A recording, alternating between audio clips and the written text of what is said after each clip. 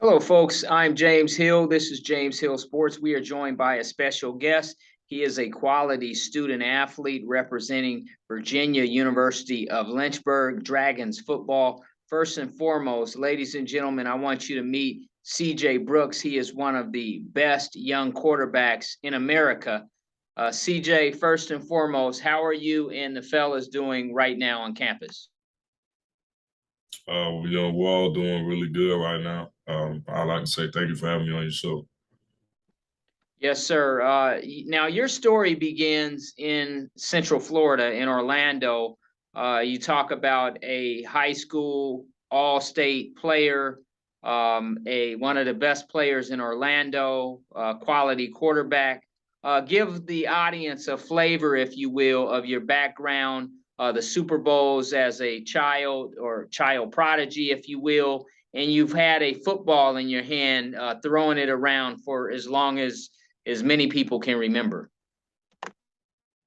Well, yes, sir. I started playing football when I was 3 years old. I got introduced to the game, and I just fell in love with it. Growing up, I played different flag leagues.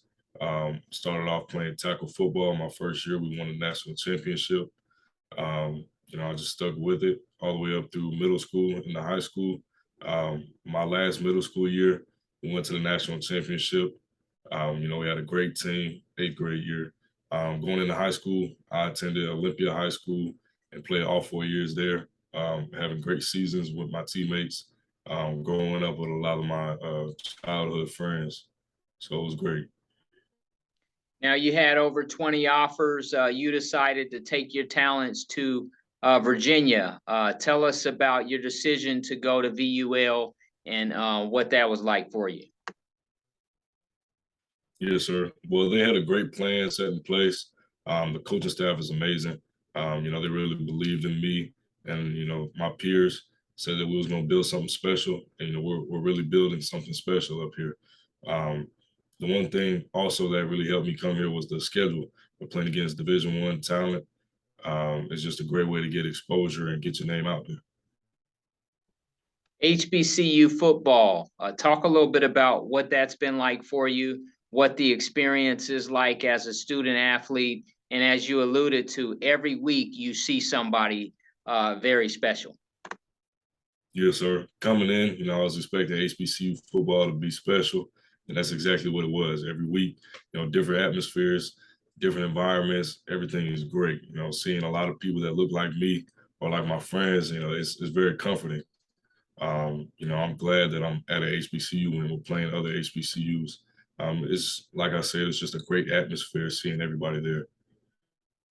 Now, talking with Coach Newman, he talks about you as being one of the very talented, one of the best young freshmen around the country. And he also talks about his receivers, saying that he has some D1 receivers. Talk about the talent on your Dragons roster. He wasn't lying when he said that. I feel like our receiver room is one of the best in the country, if not the best in the country. I feel like everybody on our team could be a Power Five starter right now. And that's just to name the receivers group. The running backs group is talented. We got a bunch of power backs, swift backs, receiving backs, a bunch of balance backs. They're all around. Our offensive line is amazing. Coming in, a lot of people doubted them, but they've been the most crucial part of our team that's kept us together. And on the defensive side of the ball, we got 11 guys plus everybody else that's very talented, helping us out. Now, HBCU football, I call it the Big Four. There's the SWAC, the MEAC, the SIAC, and the CIAA, in no particular order. And then there's a couple teams out there who are in different conferences. But just talk a little bit about your assessment of HBCU football, what it's been like, and tell us about your experience so far. My experience with HBCU football is amazing. The talent is there. The talent is crazy. People try and differ from Power Five schools to HBCUs, but in my opinion, there's no difference. Everybody's playing on the same level. It's just the amount of exposure everybody gets. Now, your first opportunity was on the road. It was still in the Commonwealth of Virginia, but you went over to Virginia Union University. Talk about that particular game, what that was like for you to get your first snaps and to play and live your dream of college football. What was it like to get out there on the gridiron and play that first game? It was amazing. Stepping off that bus, knowing that you're at a school, a college, getting ready to play your first collegiate football game. You know, the atmosphere was amazing too. Band playing, fans cheering. I got my boys behind me. You know, we walk onto the field, and it's a crazy experience. I'm just glad I was able to, jump in the game. First game and get my feet wet. Next stop, you guys played on the road at Presbyterian, a close game and arguably a winnable game. And that was a game where people felt like you kind of showcased some of your skill sets and your talent. Take us back to that game and what that was like for you. We had a great plan set in place. I feel like coming out, we started a little slow, but as the game progressed, we started to get more into our bag, more into what we seen before the season in our offense. I feel like the way we ended that game was well. There were a couple mistakes that we made that probably could have changed the outcome, but overall, it was a great increase from the previous game.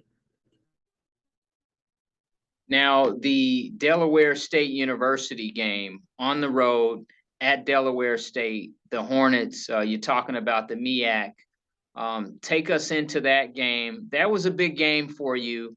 And if you want to, you can share your stats, if you will, with the people out there. Yes, sir. I believe I threw for around 340 yards and 2 touchdowns.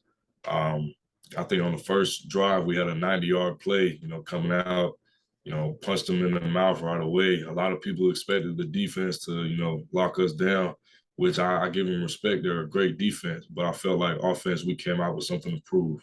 Coming out, we just packed the punch in that first drive. We told each other all the way there, we got to come out and score first. Got to come out and score first, set the tone.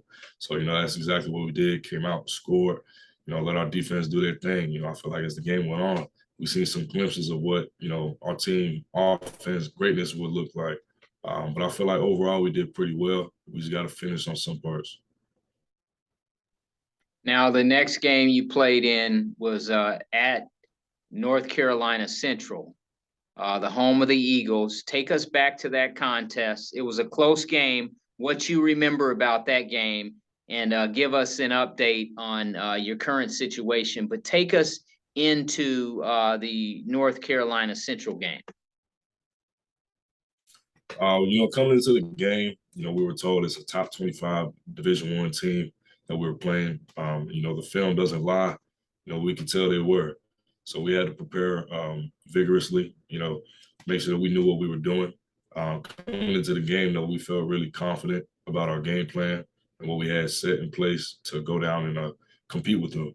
Coming out, we had a couple, maybe 1 or 2 drives that were a little short. But that third drive, we drove down the field, I'd say about 90 yards. And got a good touchdown in, chewed the clock out a lot. And then after that, the next drive, we went back out. A couple plays were missed, and I ended up tearing my ACL. That was hard. I was trying to get back in the game, but it was to the point where I just couldn't walk anymore. So, I feel like our guys finished the game pretty well for the circumstances they were put in. But overall, I feel like we just gotta prepare a little bit more for, the unexpected. In terms of your rehab and your current situation, and it's totally up to you. Do you want to share any details with people, or you want to remain private about that part of it, or it's totally up to you? Well, I want to remain private about a lot of things because I don't really know what my coaches or my parents want me to really say. But I will say, I'm doing prehab right now before the surgery, and it's going pretty well. They're expecting me to be ready for surgery, in the next couple of weeks. And then after that, they're expecting a good full recovery from me Um, I wouldn't say in a short amount of time, but in like the right time to be ready for next year. When you're able to look at the game of football from the sidelines and from different aspects, even different from being in the game uh, under the helmet, so to speak, looking around in the huddle, what's it like to see the game from a different vantage point? Are you able to see some things from the sidelines that you don't see when you're actually out there playing the game? Yes, sir. I feel like being on the sideline, there's a lot of things that you miss, being on the field. But there's a lot more things that you can see from being on the sideline. So, it's good as far as like, helping coaching, helping getting our quarterbacks right. We can see different coverages or how their people are playing each other, leverage. I feel like that really gives us or me an advantage, going forward. Now, in terms of your major and academics, give us an update on that. What it's like to take college classes, your coursework, and what it's like to be a student athlete in 2022. Yes, sir. My major is a sports management and business. Right now, I'm pretty sure I have over a 4.0 in my classes, have over 100 in a lot of my classes. But it's nice being a student athlete. You get to talk to people who aren't athletes or people who play different sports, and it's good to talk with them. And it's also like I love the work here. It's very involved and very interactive, and that's the kind of person I am when it comes to learning. And I just love that part. And what's it like being away from home? Is it like a business trip? Is it like, do you feel like you're away at a football camp? Like what's it like? What does it feel like to be away from home for the first time for an extended period of time? It's hard being away from home. I've been there for 18 years, so it's hard to leave something back that you've always been at that place. But I look at Lynchburg and as VUL as like my second home. I've gotten really comfortable up here. I feel like the guys got really comfortable up here. So it's just like an extension of our home. Now, what would you like to tell people out there who are HBCU football fans? They follow you, they're your fans, they're fans of the Dragons Nation, and they love VUL and they love football and they love HBCU. What do you want to tell everybody? First, I'd like to say I appreciate all the support and all the love I've been getting recently. I'd also say I appreciate the support for our football team and all the people who stick by our side no matter what the circumstances are. I feel like the rest of the season is going to go great for us. And looking in the next season, I feel like it's going to be a big turnaround and they're going to see a lot more success coming to us. Well, folks, there you have it from CJ Brooks. He is the freshman phenom, the quarterback. He is a leader and he is a dragon. He is at VUL representing Orlando as a quality student athlete with a very high GPA. And folks, you will see him again on the HBCU gridiron. I'm James Hill. You're watching James Hill Sports, and we will be right back.